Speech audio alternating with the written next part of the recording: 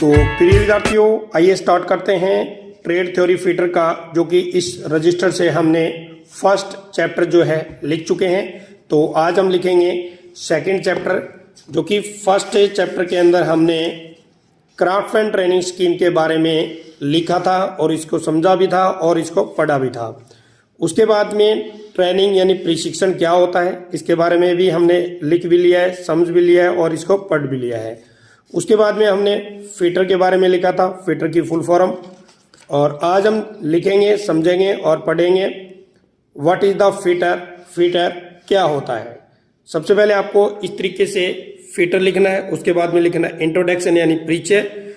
कैसे आपको लिखना है, तो सबसे पहले देखिए, आज आधुनिक युग मशीनों का युग है, क्योंकि आज का जो युग जो चल रहा है, जो समय जो चल रहा है, वो किस चीज का है, मशीनों का युग है, जिसमें तरह तरह की मशीनों का विकसित रूप देखने को मिलता है। विकसित रूप का मतलब क्या होता है, जैसे आपकी सीएनसी मशीनें आई हुई है और काफी एडवांस मशीनें भी देखने को मिलती है।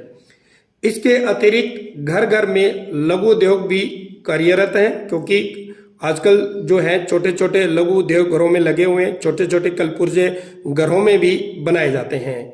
बड़े और छोटे दोनों प्रकार के उद्योगों में विभिन्न प्रकार के मशीनों के भाग बनाए जाते हैं, जिनको प्राय कारीगर अपनी अपनी मशीनों पर बनाते हैं। जैसे आपकी खराद machine, milling machine, shaper machine, grinding machine, honing machine और काफ़ी सारी मशीनें जो हैं उन पे अलग अलग प्रकार के पार्ट्स बनाए जाते हैं। वो पार्ट्स कहाँ पे बनते हैं आजकल? लघु उद्योग में बनते हैं। लघु उद्योग का मतलब आपके घरों के अंदर छोटी छोटी फैक्ट्रियां लगा लेते हैं, एक दो मशीनें ला लेते हैं, और जैसे आपके नट हैं, बोल्ट हैं, स्प्रिंग है, या फिर आजकल जो आपके खिलौने जो हैं बच्चों के प्लास्टिक के हैं, वो जितने भी आते हैं वो किस में आते हैं? लघु उद्योग में आते हैं। उसके बाद में देखिए, मशीनों पर कार्य करते हैं। एक ही पार्ट पर प्राय कई प्रकार के कार्य क्रियाएं करनी होती है। कोई पार्ट है उस पर अनेक प्रकार की क्रियाएं होती हैं, जैसे बेल्डिंग की हो सकती है, ड्रिलिंग की हो सकती है, टेपिंग की हो सकती है, कहीं भी बेंड करना भी हो सकता है, ठीक है, जिन्हें अलग अलग मशीनों पर लगे कारीगरों के द्वारा बनाया जाता है। इस प्रकार किसी असेंबली अथवा मशीनों पर जब सभी पार्ट बनकर तैयार हो जाते हैं, ठीक है, मान लीजिए कोई भी इंजन है, उसके सारे जितने भी पार्ट लगे हुए हैं वो बनकर रेडी हो चुके हैं, ठीक है। पर जब सभी पार्ट बनकर तैयार हो जाते हैं, उन्हें चेक करने के बाद दूसरे कारीगरों के पास भेज दिया जाता है। भाई किसी प्रकार की किसी पार्ट में कोई दिक्कत तो नहीं है। जो कारीगर इन पार्टों को ड्राइंग के अनुसार मशीन की देने के लिए आपस में स्टेप बाय स्टेप जोड़ते हैं, ठीक है। जो पार्ट जो होते हैं उनको जोड़ने के लिए जो मशीन का जो रूप दिया जाता है, इन कारीगरों को हम फीटर कहते हैं। फीटर का मतलब आप समझ गए होंगे, भाई कोई भी इंजन लगा सकते हो, ठीक है, या कोई भी बड़ा काफी कंपोनेंट हो सकता है, ठीक है। उनके जो पार्ट जो है अलग अलग कारीगरों ने अलग अलग पार्ट से उनको तैयार किया है। उसके बाद में उनको असेंबल किया जाता है, उनको जोड़ा जाता है। उसी को जोड़ने वाले को हम कारीगर को क्या कहते हैं? फीटर कहते हैं। जैसे कई प्रकार के फिटर होते हैं, ठीक है, कार्यशाला में कई प्रकार के फिटर होते हैं। जैसे बेंच फिटर, जो बेंच पे कार्य करते हैं उनको बेंच फिटर कहते हैं, ठीक है। असेंबली फिटर, जो कि किसी चीज को जोड़ने वाला। मेंटेनेंस फिटर कौन सा होता है? किसी चीज को ठीक करने वाला। पाइप फिटर, ठीक है ना, फैब्रिकेशन फिटर, वेल्डर फिटर, ठीक है ना, और काफी सारे जैसे जैसे उनके मोल्डर फिटर, पाइप फिटर, जो जिस प्रकार से जिस क्षेत्र में जो कार्य करता है वो अलग अलग उसके अकॉर्डिंग उनको नाम दिया जाता है। उसके बाद में देखिए, अधिकतर जो फीटर का जो कार्य जो होता है वो बेंच फीटर का होता है। तो इसी तरीके से आपको रेड कलर से बेंच लिखना है, बेंच फीटर, ठीक है। एक ऐसा कारीगर जो लगभग 75% कार्य जो है हैंड टूल की सहायता से करता है, यानी वो हाथ से करता है, और 25% जो कार्य वो मशीनों से पूरा करता है। एक कुशल बेंच फिटर को फिटिंग के बारे में पूर्ण जानकारी होनी चाहिए, जिसमें होने वाले पार्ट्स को वह सभी कंपाउंड देकर टूल कर सके। इसके अतिरिक्त इसका प्रयोग में लाए जाने वाले हैंड टूल, सूक्ष्म मापी यंत्रों और मशीनों की संपूर्ण जानकारी होनी चाहिए, जिससे वह अपना काम कुशल पूर्वक कर सके।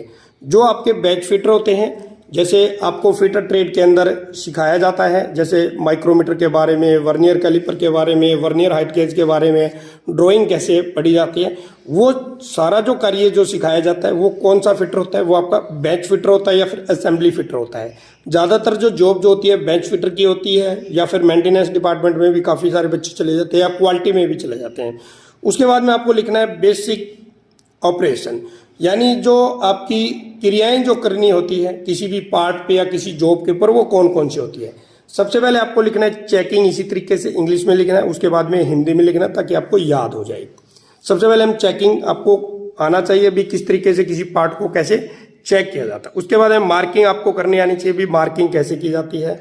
उसके बाद में फाइलिंग कैसे की जाती है, एक्साइंग, उसके बाद में चिपिंग, स्क्रैपिंग, उसके बाद में ड्रिलिंग, उसके बाद में रिमिंग क्या होती है, ड्रिल किए गए होल को फिनिशिंग करने की क्रिया होती है, उसको हम रिमिंग कहते हैं। बेल्डिंग आप समझ गए होंगे, बेल्डिंग, रिवेटिंग, ठीक है ना।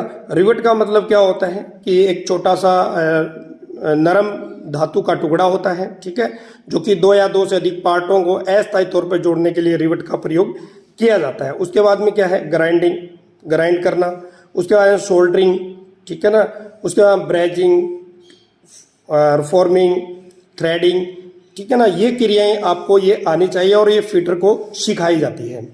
उसके बाद में देखिए यहाँ पे वेरी इंपॉर्टेंट है सभी विद्यार्थियों के लिए, काजेज ऑफ एक्सीडेंट, इसका मतलब होता है दुर्घटना के कारण।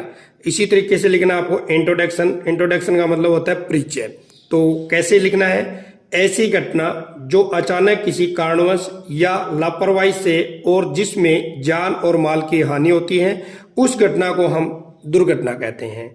दुर्घटना का मतलब क्या होता है, दुर्घटना अचानक होती है, उसके पीछे या तो कोई कारण होता है या फिर लापरवाही होती है, उसको हम दुर्घटना कहते हैं। उसके कारण क्या क्या हो सकते हैं, ठीक है। इसी तरीके से आपको लिखना है दुर्घटना के कारण।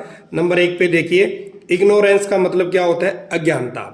कार्यशाला में बहुत से टूल और मशीनें होती हैं, ठीक है ना, वर्कशॉप के अंदर।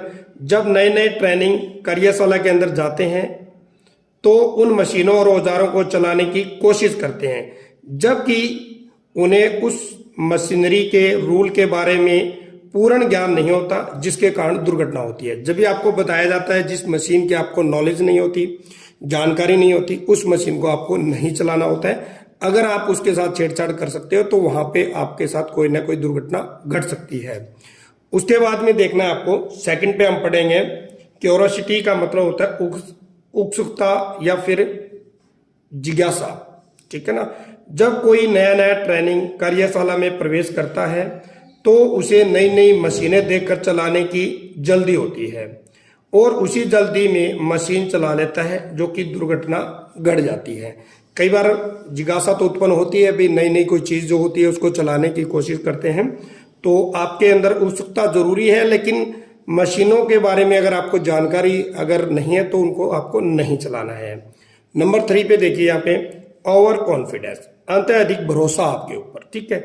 जब कोई भी व्यक्ति ट्रेनिंग अपनी कुशलता से जरूरत से ज्यादा भरोसा करता है, ठीक है, उससे गलत काम हो जाता है, वह कई बार दुर्घटना का शिकार भी हो जाता है।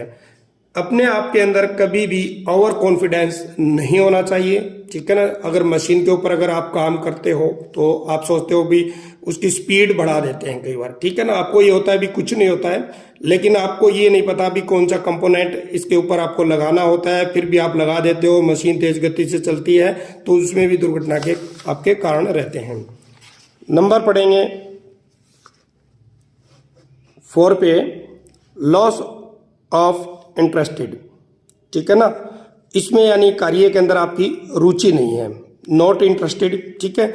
जब ट्रेनिंग का मन काम में न लगता हो और फिर भी वह काम करता रहता है, ऐसी स्थिति में भी दुर्घटना हो जाती है।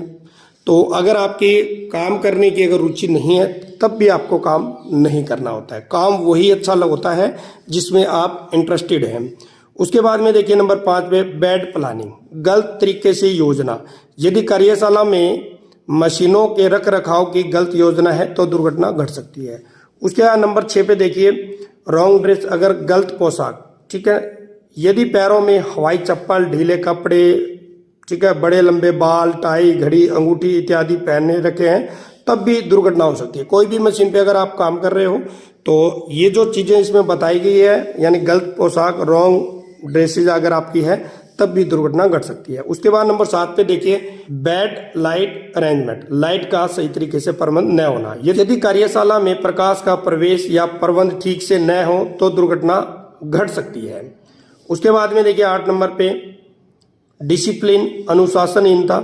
जब कार्यशाला में ट्रेनिंग मजाक में एक दूसरे के साथ छेड़छाड़ करते हैं तब भी दुर्घटना घट सकती है। कहीं भी इलेक्ट्रिसिटी का पैनल लगा हुआ हो या कोई भी मशीन चल रही हो, अगर आप छेड़छाड़ करते हो तो वहाँ दुर्घटना घट सकती है। इसलिए आपके अंदर डिसिप्लिन होना जरूरी है। उसके बाद में देख सकते हो, डेंजर मटेरियल, गलत पुर्जों से काम करना। कार्यशाला में ज्वलनशील विस्फोटक पदार्थ होते हैं, यदि उनको जरा सा भी असावधानी से रखा जाए तो दुर्घटना का कारण हो सकता है। ठीक है, तो ये थे 9 पॉइंट जो है स्टेप बाय स्टेप हमने पढ़ लिए हैं, और नेक्स्ट वीडियो के अंदर हम पढ़ेंगे, सीखेंगे और लिखेंगे सेफ्टी प्रिकॉशन के बारे में। उसके बाद में देख सकते हैं कि अगले जो चैप्टर जो रहेंगे आपके सेफ्टी प्रिकॉशन के बाद में फर्स्ट एड का रहेगा, जो कि डायग्राम भी हम समझेंगे। उसके बाद में ट्राई स्केयर। इसी तरीके से हम आपको ये पूरा कंप्लीट जो है थ्योरी फीटर का जो रजिस्टर जो है वो पूरा कंप्लीट करवाएंगे। इस वीडियो को अपने दोस्तों के साथ जरूर शेयर कर दें। फिर मिलता हूँ एक नई वीडियो, एक नए टॉपिक का। तब तक आपको जय हिंद, जय भारत, वंदे मातरम।